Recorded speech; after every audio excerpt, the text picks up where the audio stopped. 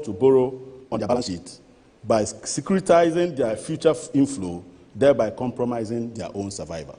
So what government did was to say that if you were having internally generated funds that you were using to support your operations, you are not going to have it. We are going to put everything in a bucket, and we are going to calculate 25% of tax or total revenue, and we'll share it amongst you. So if you were supposed to get fund, if Ghanaians pay levies to the tune of 3 billion to go to get fund, government say we won't give 3 billion to get fund. We'll cap it and give them 1.4 billion. National health insurance, they will cap it and give them 1 billion, even if Ghanaians, through the levy we are paying, say that they should be given 2 billion or 3 billion. That is what has happened, and because of that, most of them are bleeding. There have also been serious accumulation of arrears, and we know that at the time of the challenges of the banking sector, it was because most of the banks were already exposed to government, and government was owing arrears to the tune of 5.7 billion they refused to pay. As a result, the banks had to write them off. And imagine banks in Ghana writing off 5.7 billion against their capital. There's no way they will survive. As we speak today, by the end of 2020, Ghana's total arrears, road and non-road, stands at 8.2 billion Ghana cedis. No wonder we are beginning to see the emergence of non-performing loans and impaired assets of our banks, because our banks simply are not being paid for the contractors that they fund, and that is creating yet another problem. And yet now we have a very stringent rule that we call the IFRS 9, which makes write-off very, very rampant. So our banks, if you look at our banks now, our non-performing loans are beginning to rise. We now are moving from 13.5% to almost 16% within 1 year or two. In addition to that, as a result of COVID, some of the banks decided to restructure loans. You see, the IFRS 9 is to prevent banks from artificial restating of impaired assets. So if the loan can be paid, will you restructure it? If the loan cannot be paid, that is why you restructure to give him room. IFRS says, immediately there is a hint of the person not being able to pay, write it off. So restructuring itself is enough evidence that the loan should be written off. So all those are being written off. And the banks are beginning to suffer. GCB recently, you saw the union write a very terrible letter. They are supposed to report a loss of about 74 million because of impaired assets, because of the impaired loans, which government should have been paying the contractors, and they didn't pay them. Now, the other arrangement that also hit us was that instead of paying the 5.7 billion to the contractor, government now enters into a negotiation with another bank called Fidelity Bank and says, go to Fidelity Bank. Go and enter into an agreement with Fidelity Bank. Fidelity Bank will pay you your money, but at a discount. So you see, the 10% that we're talking about is now being institutionalized through the back door. So I have a certificate with government worth 100 million. Government says, I don't have money to pay you. But go to Fidelity Bank. They'll give you your money less 10%. The next day, the Ministry for Finance pays Fidelity Bank for the obligation that it was owed you. Does Fidelity Bank give you back the money? So you see how cunningly these people were losing between 10 to 14% through the back door. And they were actually being directed there by the Ministry of Finance. That is the reality of our time. But unfortunately, in terms of accounting for that cost in our national accounts, because they did it through a factory arrangement through another financial institution, they were not captured in our national accounts. So you see a deficit minus 5 billion that was paid through factoring. And they'll tell you that they are achieving 3.9, 4 point something % of deficit. All these unconventional schemes is what has led us where we are now. There is another major challenge, which is that securitization of future streams of inflows. For instance, our mineral royalties are being securitized in the name of setting up a special purpose vehicle called a JAPA, with very stinking agreements that were fiercely resisted by Ghanaians. The proceeds from Get Fund, and this is very, very sad. What I'm going to tell you is very, very sad. Get Fund, because government capped Get Fund, like I mentioned, Get Fund is not getting enough money to build our schools. Government says, go and borrow 1.5 billion so that in future, anytime we are sending you your Get Fund proceeds at the beginning, during the year, you use part of it to go and pay the loan. Now, if you take the records available to Parliament as was presented to us last week by Get Fund, in 2 years, Get Fund is now spending 1.5 billion of its flows to pay for debt service. Let me show you another graph. You will see how these guys are finishing us. Okay, so this is Get Fund 2020. Look here, debt service, 686 million. 56% of the proceeds of Get Fund goes into paying debt and debt service. Tertiary education. We all know that after free SHS, a lot of children are going to tertiary education, isn't it? So we should be expanding tertiary education. We would rather spend 18%, which is 225 million. This one cannot build one hostel. Okay? Then, second cycle education. If we had any hope that they will build more infrastructure to absorb our children, here is it. 9% of Get Fund money is going to second cycle education. 106 million. That is one certificate for one contractor. Basic education, our children, the toddlers, now 8%. It will come to a time, no wonder everybody is taking his child to private schools. This is only 2020. 2021, Get Fund is spending 869 million, about 60% of its proceeds, to service debt. So technically, the most important work for Get Fund now is not to build schools, but it's to be collecting money and be paying debt. And wait for the day they will die. This one too is the COVID.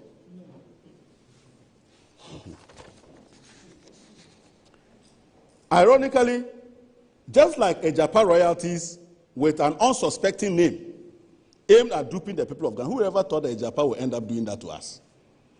The name of the special purpose vehicle used for the unholy financial engineering to collapse Get Fund is called Dachi PLC. I thought Dachi, me I'm a frafra boy, but general, I thought Dachi connotes a good future.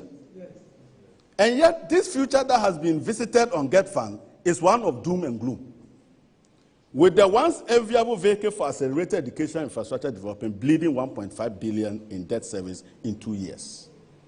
Should this continue, Get Fund is in line to bleed to death sooner than later. And that is the data I have given you. This is not from Azikadongo's bedroom. From the above, it is clear that the most important activity and preoccupation of Get Fund now is debt service and how to pay for the loans and bonds that Dachi PLC has borrowed for us. Just as our uncle and our grandfather is borrowing for the children, and I don't even know how they're going to pay. Mr. Chairman, in an era where parents and students in senior high schools are anxiously waiting for the abolition of the double-track system for a return to normal academic program, Get Fund now allocates only 9% to second cycle education with a paltry 106 million. And I understand why government is jittery when one calls for a review of free SHS to make it better. To them, the double-track system has come to stay, and their minds are made up about it. They do not want us to confuse them with the facts.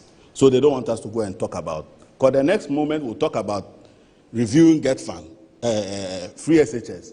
We will now be asking, where is our money from Get Fund? So their minds are made up. They have decided free double track is going to stay. Because they don't have the money, they have not made plans to build any infrastructure, and this is what they have done. Now, Get Fund is a revenue collecting agency and a debt paying agency. No more building schools and infrastructure. Ghana's unmined bauxite was also used as a security for the opaque Sino-Hydro loan facility. You all recall the recent jackpot that somebody hit in China. You remember? Somebody went to China and returned with $15 to $18 billion. Jackpot.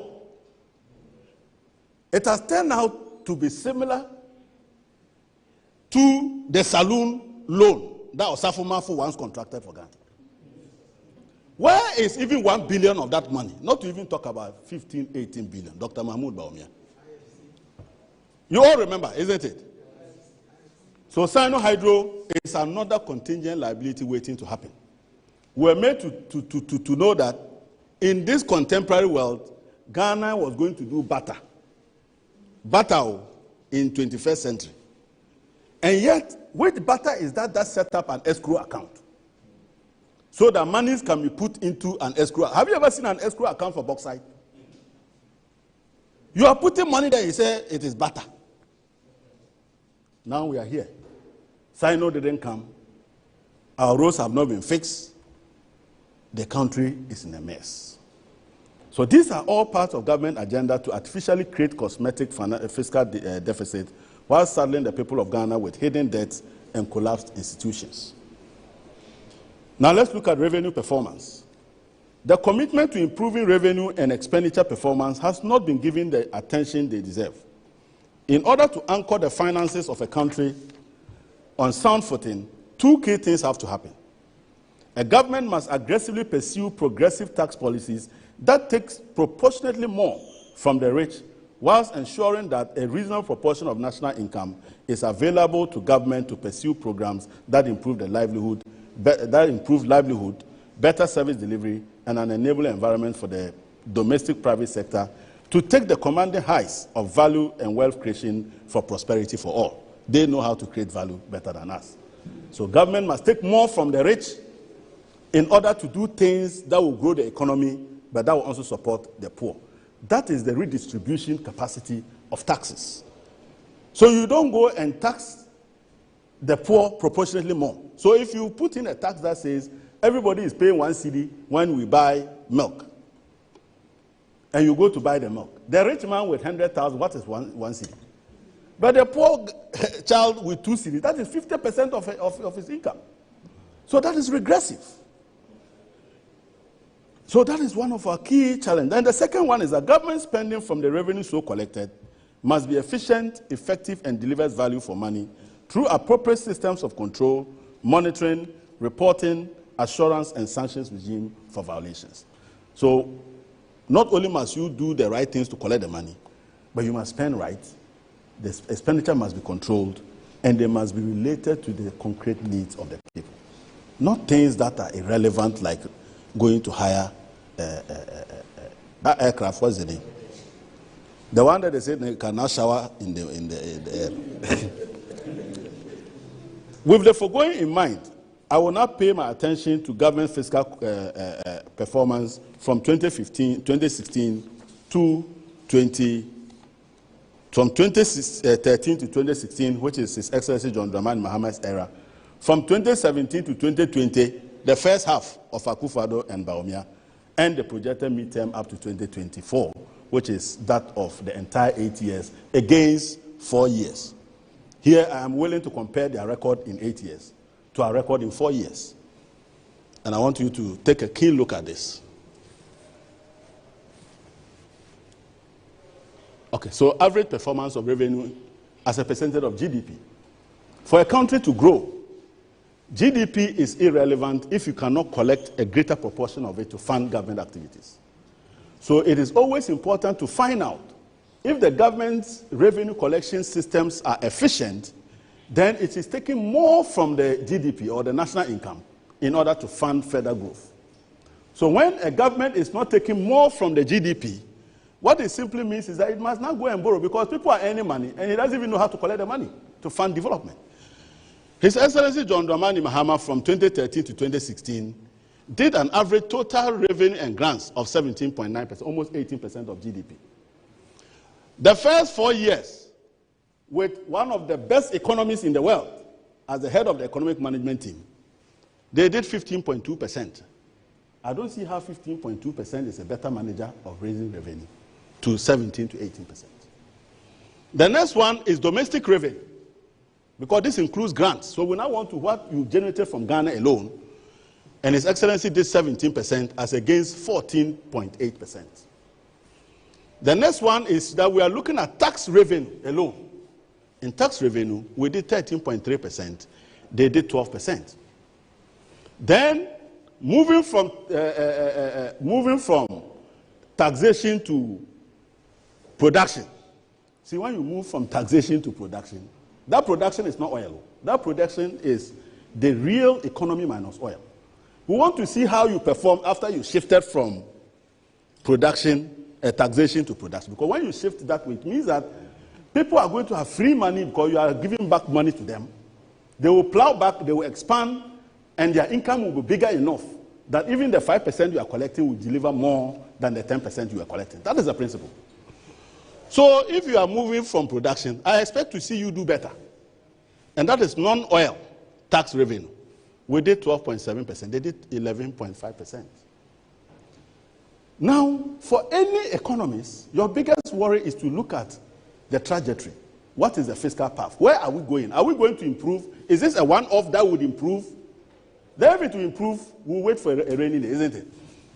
Between 2021 to 2024, their last term, they are still telling us they can't do better than 2016. They say the best they can do for total tax revenue for that period is 16.8%. It's still not up to 18%. In terms of domestic revenue, they can only do 16.66%. It's not up to even 17%. They are now saying that when it comes to tax revenue, they will do 13.2 and not 13.3. And as a matter of fact, non-oil tax revenue, they will do 12.6 and not 12.7. How can you manage an economy for 8 years? The best managers of the economy have not grown the economy to the extent that they can achieve what somebody achieved in 4 years, 8 years earlier. So when you are doing this, what it simply means is that you are now paying for services through another route. Is that not it? That route is what? Borrow. And that is not sustainable. If Ghanaians themselves can give us 17 to 18% of their income to fund development, we are better off than taking Ghanaians giving us only 15.2% of their income. And now we are saying they can't even do that, they can only do 16.8%. Because tax or revenue to GDP is about how much of people's income, Ghanaians' income put together, is given to us to fund government machinery. And the more you can take, Ghanaians are willing to give you, the better manager you are. It is not rhetoric. It's not big English. It is numbers. And the numbers don't lie. If you disagree, bring your data. And the source is there. It's not my source. Minister of Finance. I'm not the Minister of Finance. This is their source. Mr. Chairman, figure 2 and 3 above depicts Ghana's revenue performance in the last 4 years. I've already explained that. I am sure Ghanaians will recall the famous slogan, "We will shift the focus of economic management from taxation to production." Tax revenue, non-oil, measures the real sector contribution to tax revenue. It depends solely on the productivity of the real non-oil sector of the Ghanaian economy. It is important to note that a fiscal policy measure aimed at moving the economy from taxation to production would mean that the non-oil real sector of the economy, such as the spare parts dealers at Abosokai, Kokompe, and Swami, market women at Makola, Malata Market, Kejetia, and Aya in Bogatanga, will see astronomical growth in the sales volumes and profitability as they plow back the tax cancellations and a reduction to expand their businesses. Government will now be able to rake in more revenue by taxing this expanded growth in the national income and disposable incomes. This was the simplistic view of the Ghanaian economy and value chain, and the Ghanaian economy and the value chain that was championed by my brother, Dr. Mahmoud Bawumia, from his spin lectures that he was also using to lay the foundation for an internal context to take over the MPP. What has been the response of the sector in terms of contribution to tax revenue since the superfluous, ill-conceived, simplistic understanding of Ghana's economy leading to the supposed introduction of the policy to move from taxation to production in 2017? That policy, which was more sloganeering than in practice, should have indeed translated into increased productivity to sustain the growth in tax revenue. On the contrary, the year-on-year growth in non-oil tax revenue started declining after 2017. And here I want to use their own data.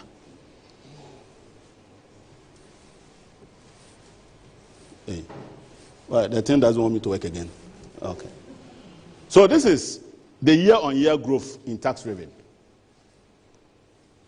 When we were leaving office, you remember we had these problems from 2015, 2016, when we had to bring the IMF and the rest. But even then, we grew our tax revenue by 14.5%. By 2017, they saw a massive jump to 23%. You see, in economics, we use the measures of lags and leads to explain why when you sow a seed today, it doesn't germinate today, no matter how much you water it. Do you get my point? So in 2017, even before they were able to appoint their elephant-sized 120 ministers, the economy was registering growth in revenue.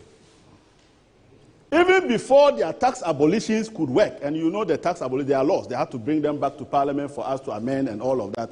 By the time they started going with their movement from taxation to production, we're already in September. So in actual fact, the tax regime that was working in 2016 was still the one working. Autopilot. So if NDC had stayed on with the work that we had done, we would have realized that jump. After that jump, when the shifting kicked in, this is the true size of that policy. They ended 2019 now doing 13.3%. Did we have COVID in 2019? And you were now doing 13.3% year-on-year growth. What COVID did was now to kill it. You see, COVID gets people. Not everybody dies. So those with underlying conditions die. So COVID came. If COVID came and we're roaming around here, it is not possible that COVID would have brought us here. But we're already close to the border. A small push, and we unwillingly fall to 4.5.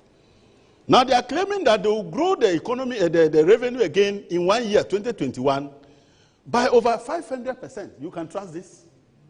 Have they ever achieved that in their life? Then, after that, you see the steep. Even by 2024, they will be worse than 2019 pre-COVID era.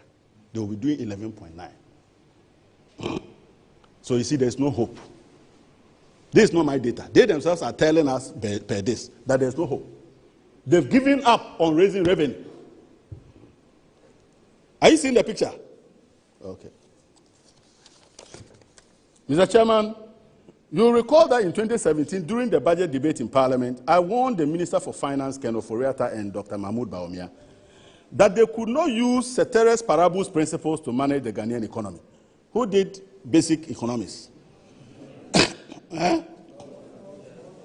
Ceteris paribus. Then you respond, all things being equal. Things are all never equal. In a real economy, things are fluid. You know? And they were using ceteris paribus principles. And I told them, you can't use ceteris paribus to manage the Ghanaian economy. Because the Ghanaian economy is an economy with complex institutional and structural rigidities.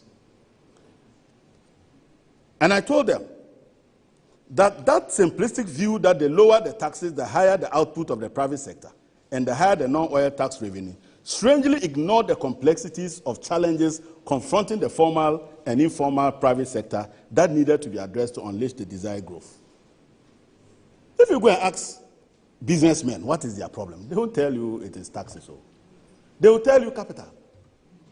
They will tell you when they are bringing the goods from the market to come and process, they take days. By the time they get here, they are rotten. They will tell you when they produce, there is no market. All these are lack of competitiveness that must be addressed in order that additional cedi given to him or her would expand the economy. And you just sit there and do a simplistic view of the economy. Ceteris paribus.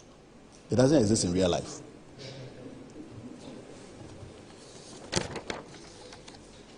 The whole rhetoric on the shift from taxation to production was born out of propaganda and backed by a nibbling appreciation of the realities of the Ghanaian economy.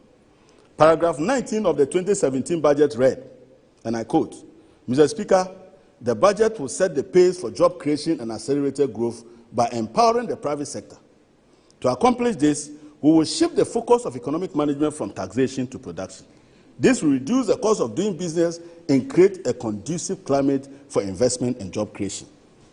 In this regard, a number of taxes that impede growth will be reviewed and, if necessary, abolished.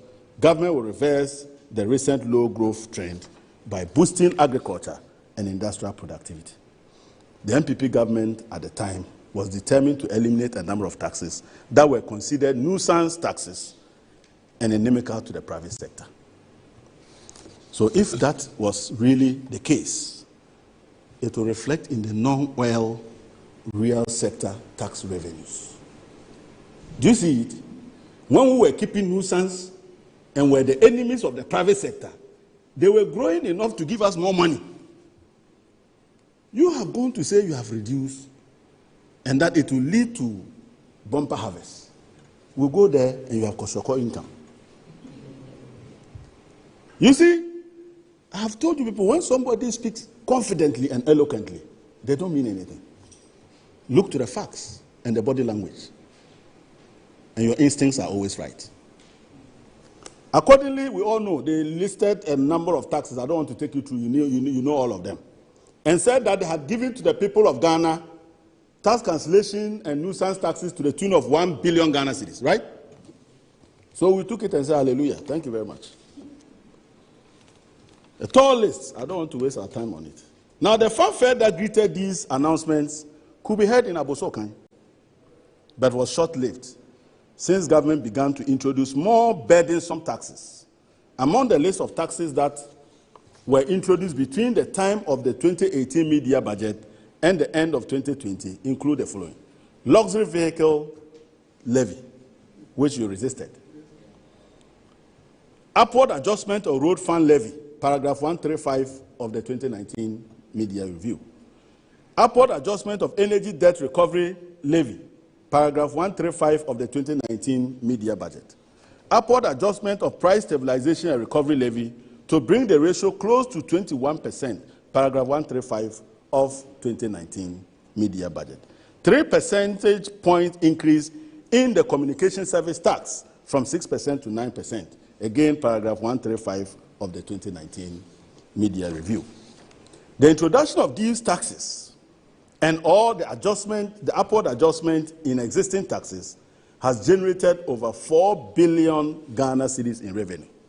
Intuitively, government supposedly gave 1 billion to Ghanaians with the left hand and took 4 billion with the right hand. Deception.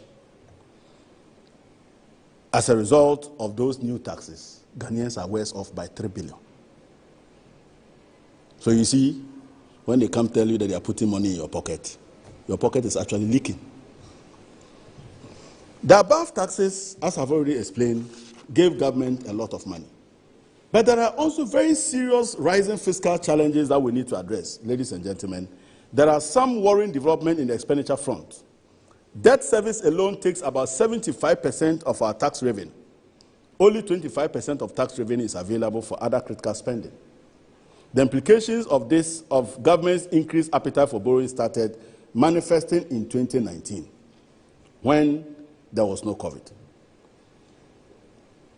This trajectory will be maintained even in the medium term and will reach 91.6% in 2021. Now let's look at their own data. I say if you disagree, you should do what? Bring your data. I am not doing the one that says the data shows without showing us the data. No, we'll show you the data.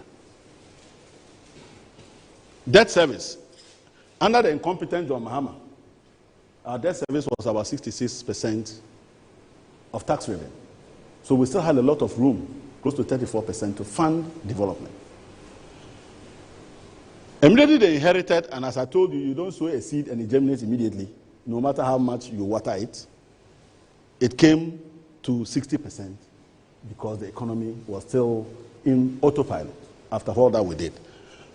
It went down again in 2018. Then 2019, did we have COVID in 2019?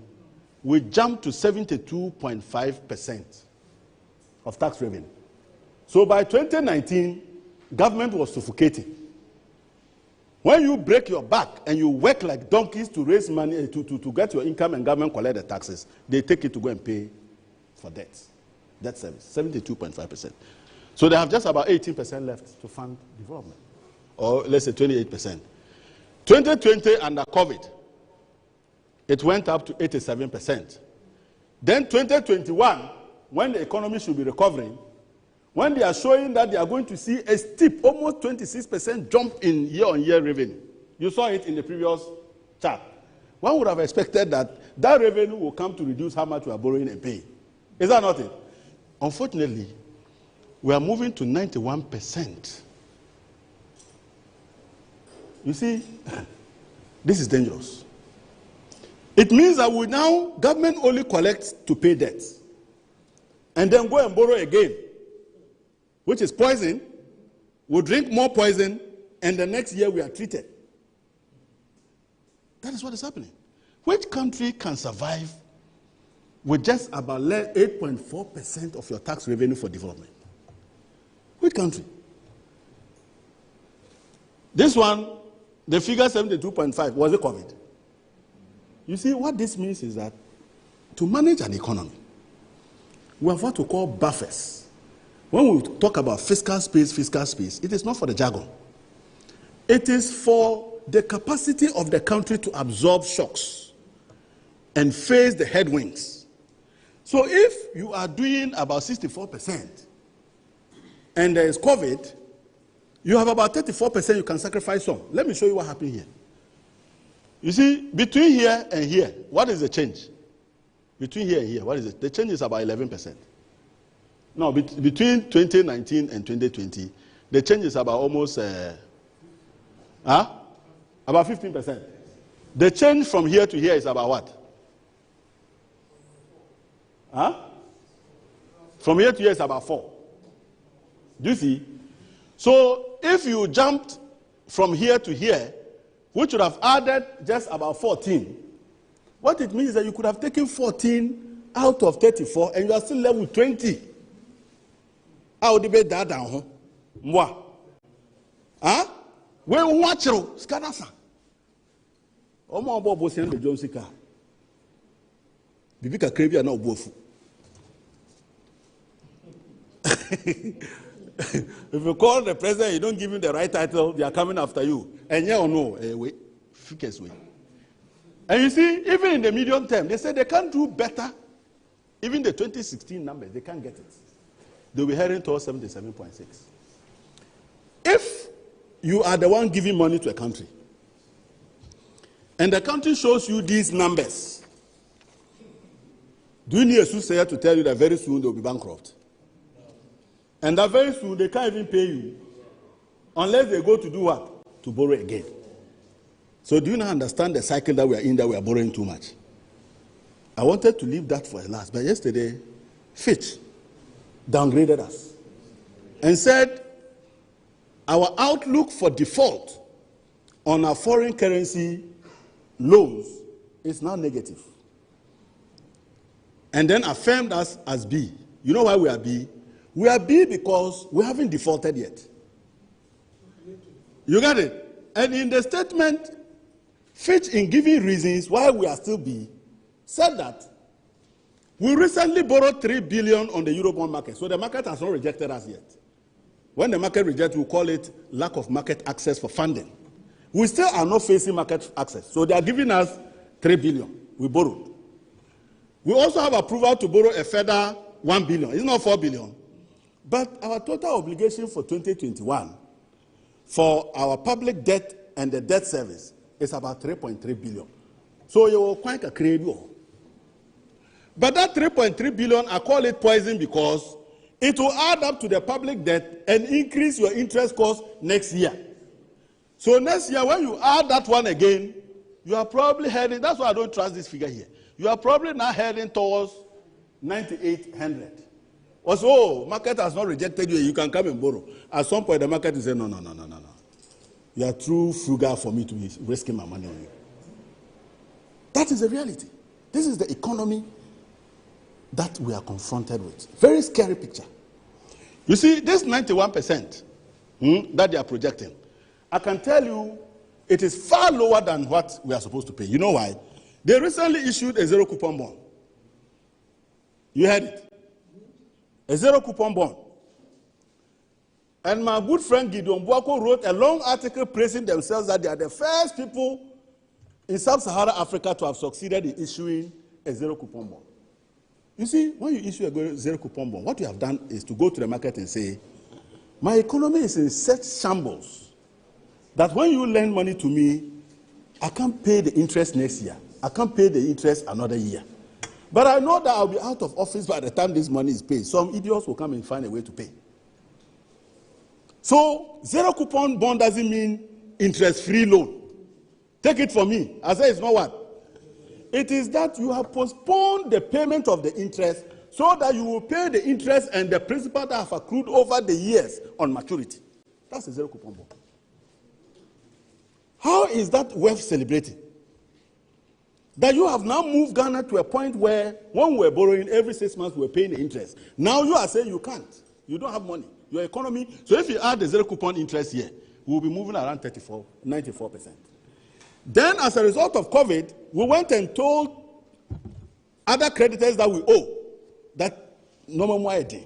Nti omungum kakra afui omunfa omumma kwan yen interest na kebetua no. Omumma emre kakra. So we went and did mobile and they suspended some of our interest payments. Suspend is not forgivable. So, assuming they had not suspended and you added a zero coupon and that one, tax revenue would have been finished. Tax revenue would have been what? Finished. This one too is a COVID. So that's the problem we're having. Ladies and gentlemen, we all know that they keep giving us deficit numbers and we all disagree with their deficit number because of the financial engineering I have explained. But never in the history of Ghana have global institutions that insist that governments must be complied with very basic rules continue to argue with the country. Just look at this data. You see, in 2015, the blue line is IMF. The red line is government of Ghana. In 2015, when our figures differed from IMF, we were reporting higher figures. Do you hear what I'm saying? We were reporting higher figures and IMF will say, no, your deficit is not up. They will say it is up to that. Then, by 2016, we were almost mirroring them and they were slightly above at 69. Subsequently, from 2017, Yanum, they say 4.1, IMF say 4.8. The next year, 2018, IMF say, hey, your deficit is worsening, it is 7%. They say it is 3.9. The following year, 2019, they said it is 4.8. IMF said it is 7.3. This 7.3, was it COVID-induced? How can you be running deficit of 7.3% in a country where you came and passed the Fiscal Responsibility Act? That says we can't do deficit more than 5%. Just because they fear that that thing will catch them, they keep cooking the numbers. 2020, IMF says 16%. Yanum say it is 11.7. I don't know whether they are the only persons who did this financial accounting somewhere. That a global financial think tank doesn't know. They know, and they keep cooking it. 2021, they said they will do 9.5. IMF say your own data that you presented to us. Okay, and on the basis of your own projections, your deficit is going to be 12.6%. The worst you can do by 2024 is still 9.1%. So even after 8 years, they cannot match John Dramani Mahamad's deficit of 6.9. Their own data. This is what? Source, Ministry of IMF. Is that not it? This is the country we are in. You collapsed the country before COVID arrived. So if you have diabetes and you have not been managing and COVID comes and gets you, you shouldn't die. That is what has happened. Ladies and gentlemen, the other thing I want to look at, which is the last but most important bit of it, is an analysis of our public debt sustainability and external vulnerabilities. There has been growing concerns about Ghana's public debt dynamics since they know it all. Dr. Bawumia became the head of the economic management team. In measuring and evaluating public debt and its sustainability, the focus has to be on both the quantum or size of the public debt and the quality of the debt in relation to its inherent risk, to fiscal health of the country, growth of the economy, and the impact on external vulnerabilities. In other words, we just don't look at debt because it moved from 120 billion to 300 billion. No. In addition to that, we look at the quality of the debt itself. There are elements within the debt that if you pay attention, you will see that it is not just 300 million you are looking at. You are looking at a bigger problem. That's the quality of the debt.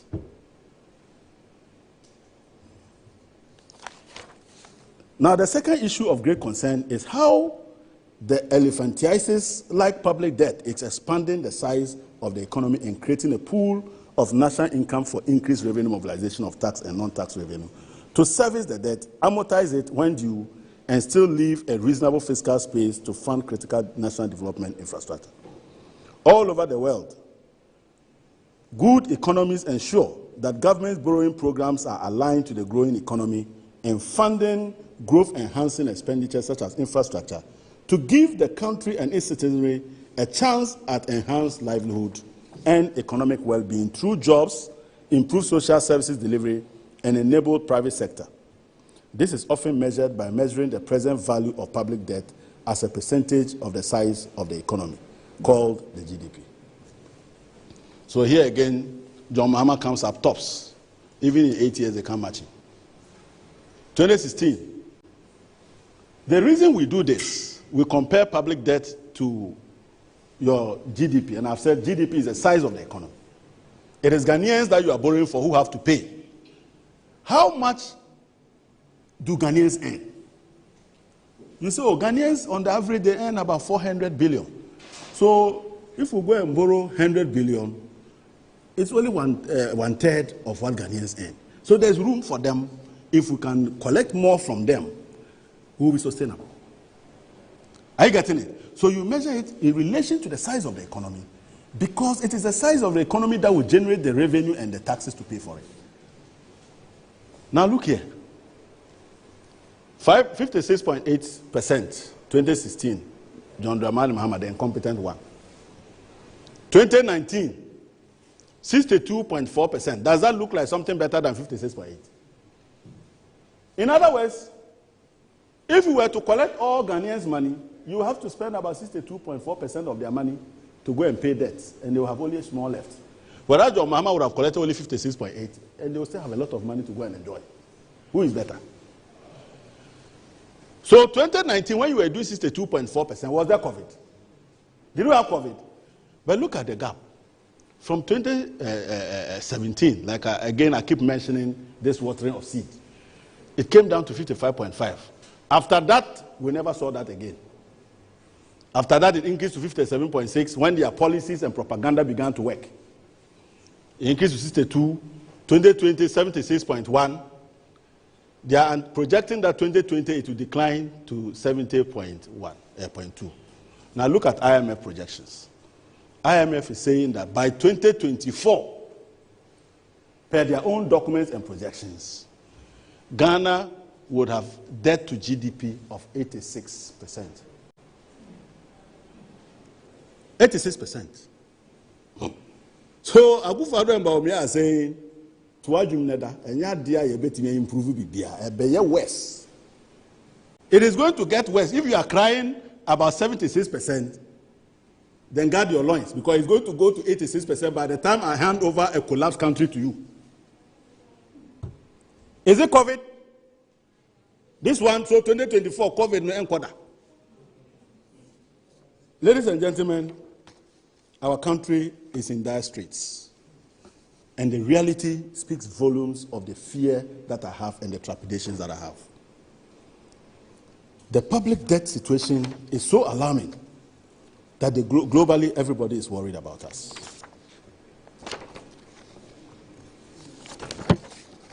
Now, another important measure of the quality, okay, so let me say, I've already mentioned that the trajectory. You see, if you are lending to a country, and at the moment you see that the country is projected, it got 76%, is projecting 70%, you want to look at the path, the trajectory, into the medium term.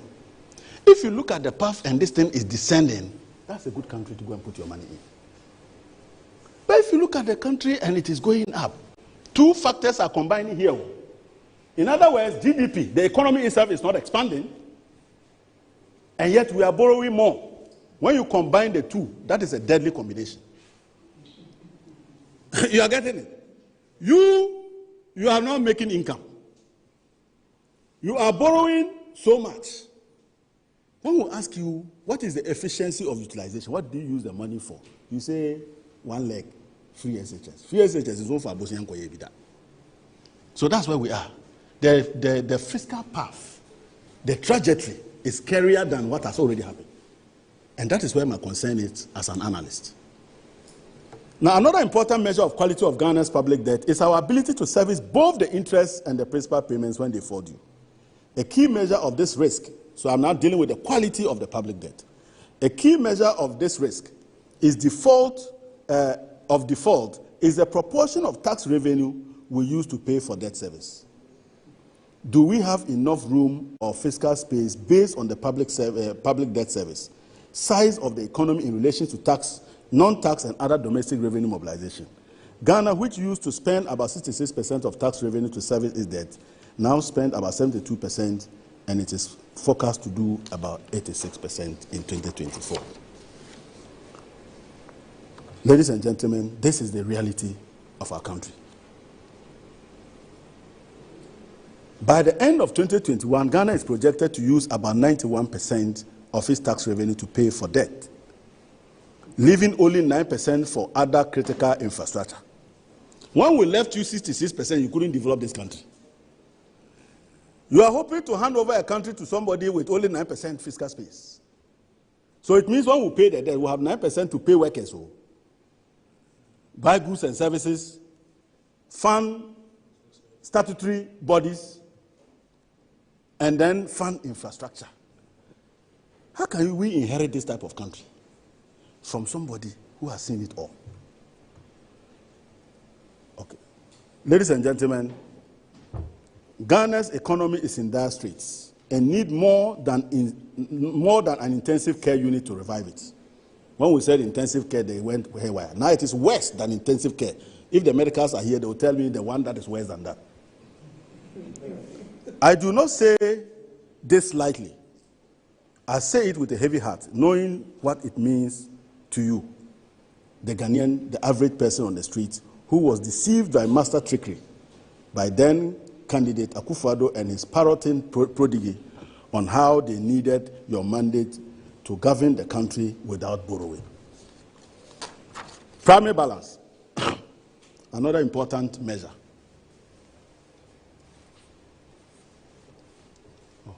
You didn't do my primary balance. Okay. You know, they've been speaking about primary balance, but I want to tell you that primary balance does a very simple function. Anytime you collect your revenues and you are able to pay all your expenses and pay for your interest costs or your debt service, it means that the monies you are borrowing are just principal you are adding to your public debt. But when your primary balance is negative, it means that after you have paid those items like compensation and the rest, you don't have enough money to pay your interest costs. So you actually borrow to pay for the interest costs. So what you are adding to your public debt is one, the principal, and the interest that should have been paid is added. In finance, when you are actually adding interest to principal, you say you are doing what? You are compounding. You see, when you compound your problem, you get what that means? So, with negative primary balance means we are compounding our debt situation. Our public debt is growing first by the principal and secondly by the interest. And the data is very, very scary. It will continue to be negative all the way to 2024 because we are borrowing to pay interest costs. So the primary anchor of debt sustainability is the primary balance. According to the IMF, Ghana's primary balance started worsening after 2017 due to the rising interest costs arising from the increasing debt levels as shown in the chart 7 above. The primary balance suffered steep deterioration in 2019 when COVID-19 was not in Ghana, and that only continued into 2020.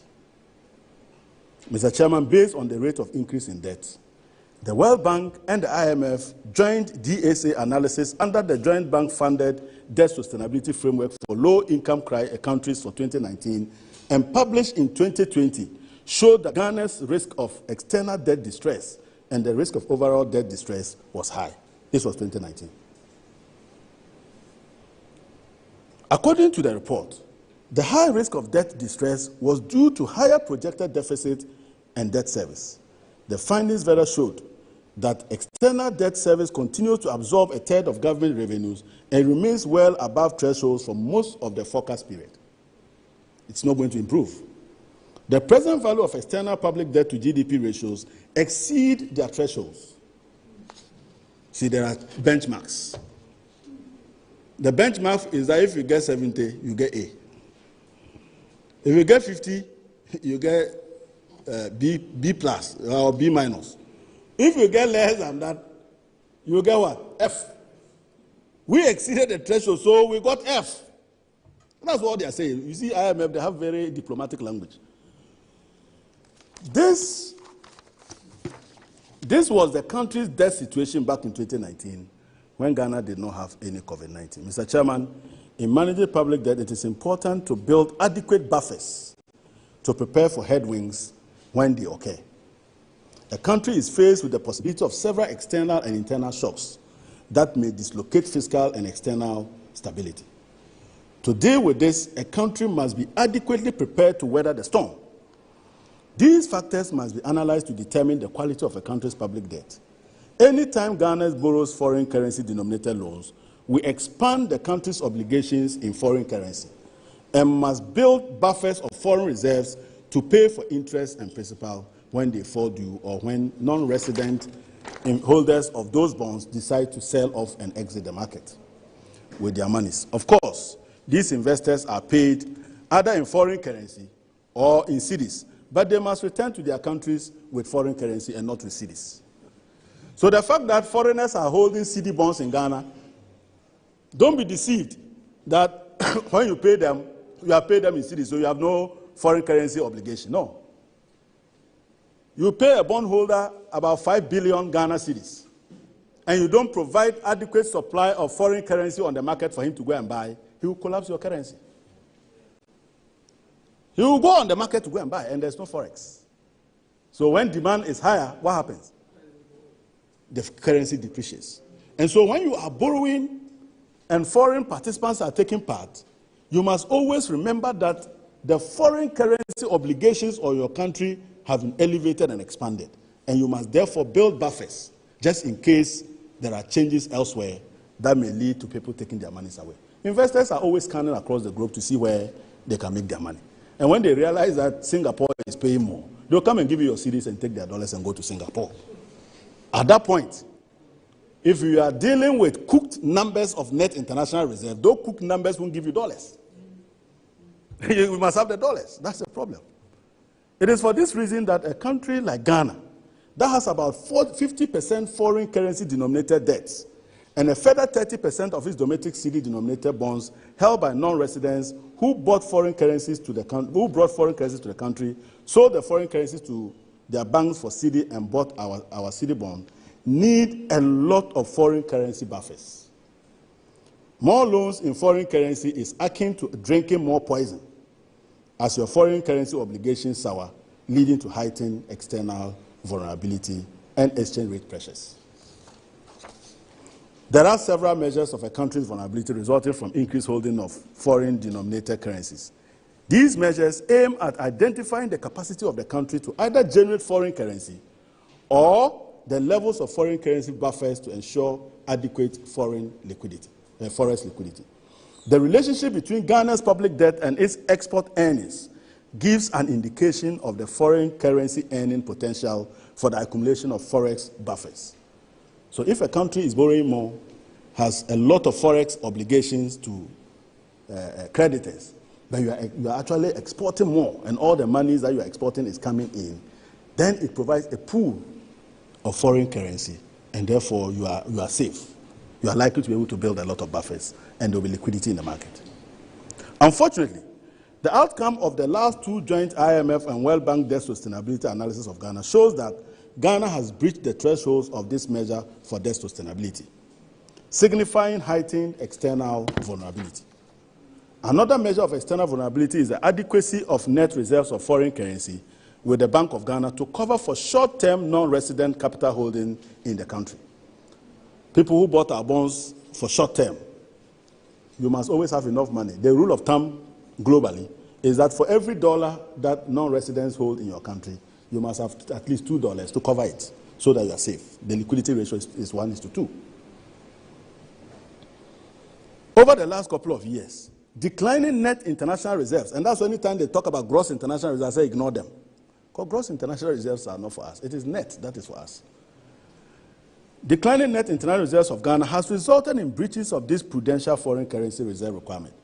By the end of 2019, Ghana's net international reserves could hardly cover for 50 cents of every $3 short-term capital holding of non-resident investors. They say 1:2. We do 50 cents is to 3. And when we borrow, we come and eat kenke with it. And celebrating more poison into the economy. More elevated levels of forex requirements. More elevated levels of debt service that is consuming our tax revenue. But we celebrate it. And in fact, one time they came and made a statement on the floor and said, they have made, is it triple something something? And I told them, these are triple failures. No country celebrates that. You will recall that in 2019, significant reversals of portfolios of domestic bonds held by non-residents in Ghana and mounting uncovered auctions led to excessive depreciation of the cedi as our buffers were inadequate to stem the huge liquidity demands in the market. High debt service, even if it were covered by good tax revenue generation, will still require high levels of foreign currency reserve buffers to be able to pay the foreign currency obligations imposed by the high component of foreign currency debt service. So even if you generate enough revenue and the ratio is good, we still must look at how much of that is in foreign currency, because those must be paid with buffers.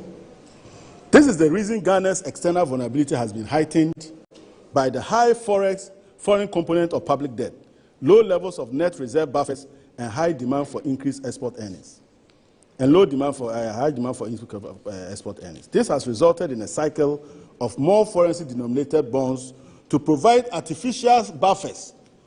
So when you start talking, they say, oh, 3 billion and foreign currency. It's not sustainable. Foreign currency denominated bonds to provide artificial buffers, further worsening debt service obligation and providing more poison to the economy. And I want to do the last bit of it, which I call the nasty capture of financial sector. Mr. Chairman, in the colonial days when our forefathers shed their blood to free our country from the claws of servitude, they did that in the spirit of togetherness to help create a fair, equitable, and prosperous society where the basic rights and freedoms of every citizen would be respected and jealously guarded. Our legendary fathers gave the fight their all, knowing very well that it was only through independence that individual talents, hard work, and commitment to achieving something for themselves and their nation could be rewarded in their own land.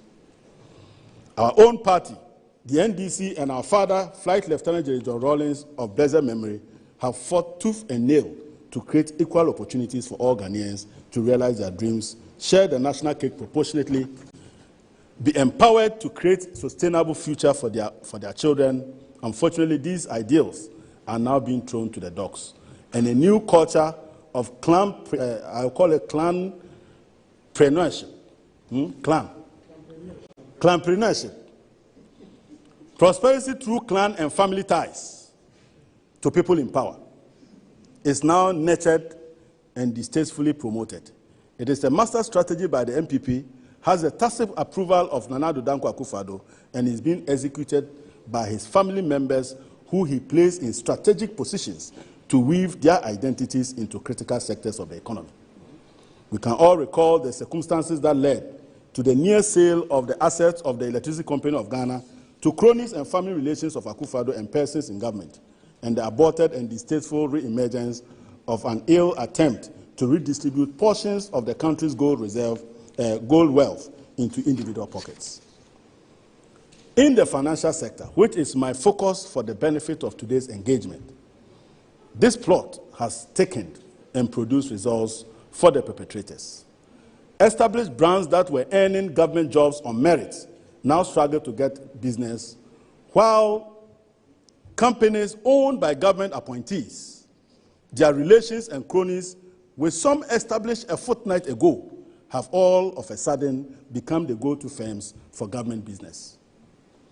In the fixed income market, 3 companies, Databank Financial Services, Blackstar Brokerage, and IC Securities Limited, all owned by members of a nuclear family who control the affairs of the country's finances, and by that have state authority and oversight over the award of contracts, have taken over the sector since the coming into force of this government. Unfortunately, I had some graphs to show you, but because they didn't load them, I will take my time and explain them to you. In the fixed income market, where we deal with government securities a lot, you would have read recently that I did a publication in which I accused Ken Ofori-Atta and Charles Edubuahin of awarding contracts to be consultants or advisors to themselves, for which they are going to earn a lot of money. In that conversation, what I didn't tell you was that they also created a new category of advisors, which never existed before they came, and only created in 2021, called bond market specialists. That is where the catch is. You see, what the bond market specialist does is that they have constituted themselves into the monopolies of government securities. So previously, all players in the industry would go for an auction of government securities and compete for it. Now nobody can go there. The bond market specialists, out of 3 investment banks, Databank owned by Ken Ofori-Atta, Blackstar Brokerage owned by Charles Edubuahin, and IC Securities also related, are the only 3 who get the auction. All other players in the industry are now their workers. They are now retailers of Ken Ofori-Atta and Charles Edubuahin. So Ken Ofori-Atta and Charles Edubuahin's companies will go and take all government securities. Then you go and buy from them and go and sell. So they now earn the fees from governments. So competition has been collapsed. If this is not tragedy for Ghana, how do you call this? Look, in 2017, if you take the buy side of the market and you take the top 10, in 2017, IC Securities was doing 73 million. Databank was doing 100 million. Blackstar Brokerage, 0. What did I say? 0. In other words, it was a non-entity. Nobody knew them in that industry. 2019, suddenly, Databank moved from 100 to 1.25 billion in 1 year. Then Blackstar Brokerage from nowhere did 800 million by 2019. By 2020, Databank moved from this 100 in 2017 to 1.58 billion, whilst Charles Edubuahin's Blackstar Brokerage moved from 0 to 1.950 billion. In fact, the most important player in the industry today. I didn't tell you that, did I? And they went and opened the accounts. Today, we'll do a full conversation. On the buying side, on the selling side, it is the same story. Companies that were formed a fortnight ago are now the ones milking us dry. And it is the reason we are borrowing on end. And they are not interested in raising revenue. Because if they raise the revenue and they don't borrow, why would they get the money to grow their companies like this? Blackstar Brokerage, 2017, 0. Then by 2019, they were doing 843 million. 2020, they were doing 1.65 billion. cumulatively over 3 years or 2 years or so, they've done about 2.5 billion of government securities. Data Bank from 33 million sell to 440 to 66, and then now they are doing about 1.83 billion. See, there are very serious issues here that on the face of this you won't see. One, my checks at the Research General Department, as of 2 weeks ago, was that Black Star Brokerage is owned by a holding company called Black Star Holding Ghana Limited, shell company. Black Star Holding is owned 95% by Charles Edubwine and 5% by his brother, Christopher Edubwine. And he appeared before us and said he has transferred his shares to what? To a trust. That is lying under oath.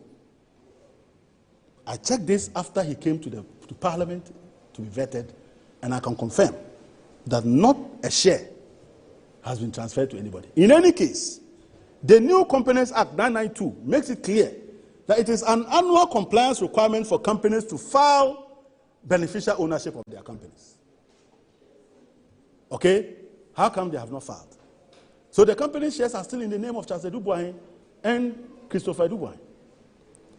I've also checked at the same time that Data Bank and its initial shareholders who contributed about 230,000 Ghana, not millions, 1,000 Ghana cedis to form Data Bank, the shares are still in their name. It is not transferred to a trust. He lied to us in 2017 that he had transferred to a trust, came and lied again in 2021 that he had transferred to a trust. I am telling you, all those were lies on oath, per the records at the Research General Department. But what is even worrying is that how does a company with a share capital or a stated capital of less than 300,000 be allowed to risk state funds where we are doing an average issuance of about 20 billion a quarter? Now you take this company whose capital is just about 300,000. Do they have the financial models to underwrite 20 billion of government securities? Do they have the money to buy? Do you get it?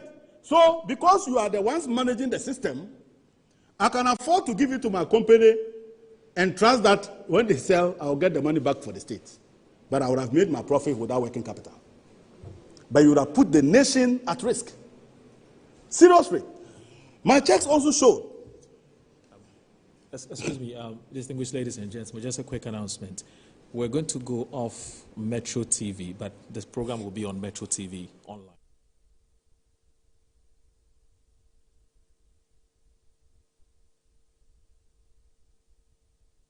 Yeah, okay. So, I checked. And Charles Edubwahi's company, the stated capital registered at the Research General Department is 1,000 Ghana cedis. Sorry again, sorry for the interruption. We have to go off because we have to take the news at 4. Sorry for the inconvenience. Thank you. So I was explaining to you that Charles Edubwahi's company's stated capital registered at Research General Department, 1,000 Ghana cedis. How does a company with 1,000 Ghana cedis